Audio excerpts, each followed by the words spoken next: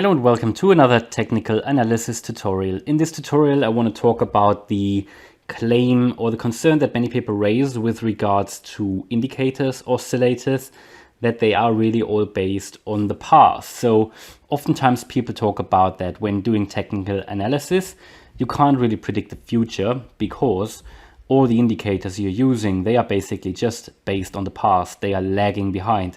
That's what many people are saying.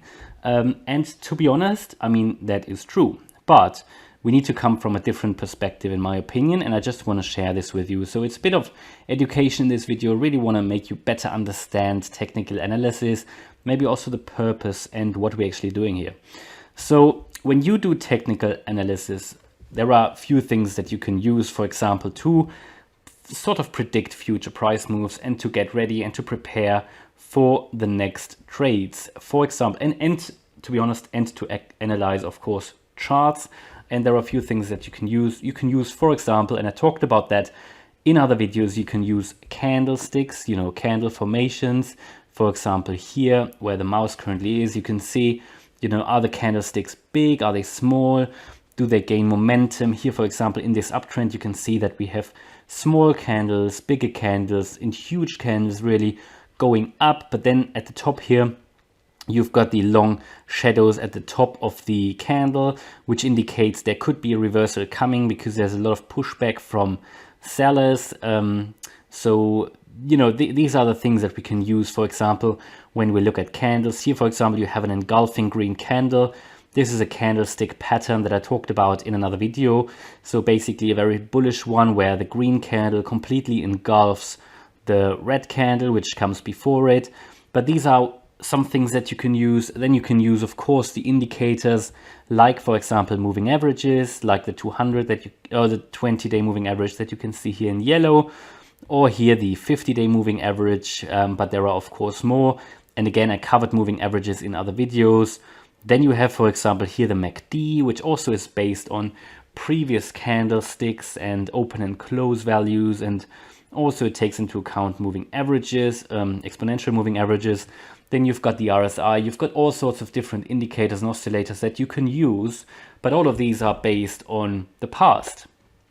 Then other people say, you can use, it's much better to use, for example, patterns like this one here, when you can identify a pattern on a chart, like this ascending wedge.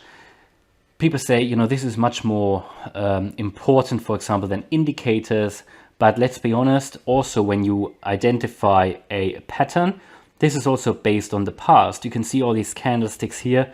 They are all past history. They're all past information. And if we take a look at this measurement tool and really take a look at where this pattern started, we can see that it's really made up of 15 bars. So 15 days, we are on the daily chart at the moment, that have led to the creation of this pattern. So all of that really is past information. And essentially, in technical analysis, everything you have is only based on past information.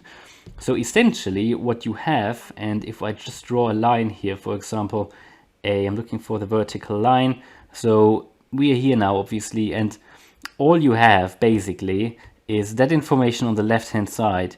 You want to analyze that and then come to conclusions and assumptions, and about what is happening on the other side of that line, what could be happening. So we can turn that around, rotate it, and that is what we want to do. Everything from the left-hand side, we want to use that, analyze it, look at the past history of things, and make assumptions, educated assumptions about the future. That is, of course, never guaranteed. It never is. But let's be honest, that is what we do in pretty much all areas of life. Everything that you do per day is based on past history. When you plan your day, you probably have set routines, and they are based on past history. They are based on your learnings. Maybe, when you get out of school, you go into a new job and you use the knowledge that you have acquired in school, in university, wherever. All of that is past history. So when you plan your day, when you plan your week, in your business, when you plan your strategies, your visions, usually you take information that you have today that all comes from the past. You analyze data and you use it to make educated guesses and assumptions about the future. That's everything you do. And many people don't get it. Many people who don't understand technical analysis don't understand it. They criticize technical analysis. They say it's a scam. They say it doesn't work. But really all you do is you analyze data as you do in so many other areas of life, and you make educated assumptions about the future. That's what we're doing.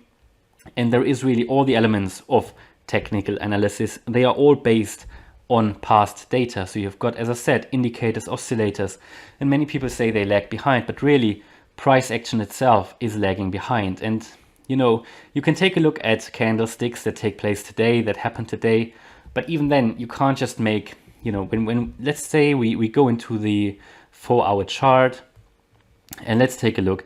You would take a look at this price action here, and maybe then you can come to the conclusion, okay, we make higher lows.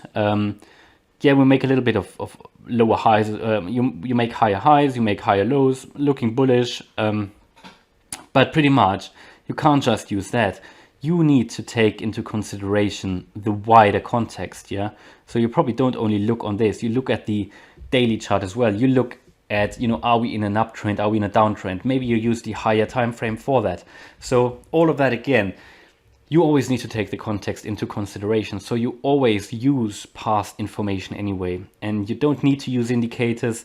These indicators, they indicate, you can't just use, for example, the MACD and make conclusions about trading and the future and possible trading decisions. No, you need to take into consideration various indicators, maybe a couple of indicators. Then you take a look if you can identify any patterns.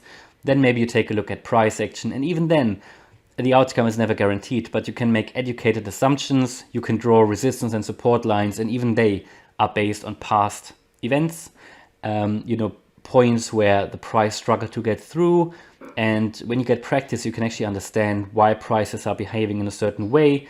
For example, if you have an important resistance level, that is often because people are just cashing out there maybe, or people were buying there at an all-time high in the past. The price dropped. Now we're getting back to that level. And of course, people are trying to at least don't make a loss. So they are selling when we reach that level. So these are all things that are all based on the past. So, there is no clear way to predict the future. Of course, there's not. And this all is part of a little bit of demystification of technical analysis. It's no rocket science really, but many people are criticizing technical analysis because they don't understand it. But in my opinion, if you don't understand it, you shouldn't really talk about it fully. You need to do your research first. It is just one way of analyzing data, which you do in all other areas of life normally. Qualitative and quantitative data. This here, of course, is more quantitative, sometimes a bit subjective as well, of course. But that's why oftentimes, and there are different trading strategies, but one strategy that many people are using is just breakout trading, because you can't predict if a price is going up or down. You can only prepare, but you can't really predict, out of this ascending wedge, you don't know if the price is going down or up. You can only tell as soon as the breakout is happening. But if you know that we're in an uptrend and we're breaking out to the upside, chances are quite high that this is going to continue, especially if we then do a retest and then go up further. If you understand that we are actually in an uptrend, people might be more inclined to take that trade after the breakout. So really, nobody's claiming that, you can predict the future. That's why there are always two scenarios when you do technical analysis, at least two. You can't say 100% we go up. There will always be two scenarios, and ideally you prepare for both.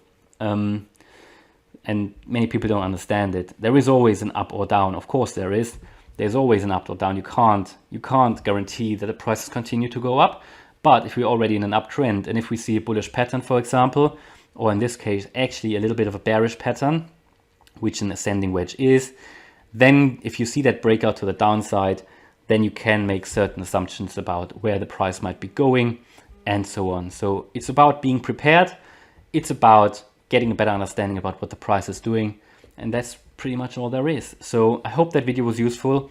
If you liked it, please smash the like button. And if you want to follow me on this technical analysis journey, then please subscribe. Thanks a lot for watching, and see you in the next video. Bye.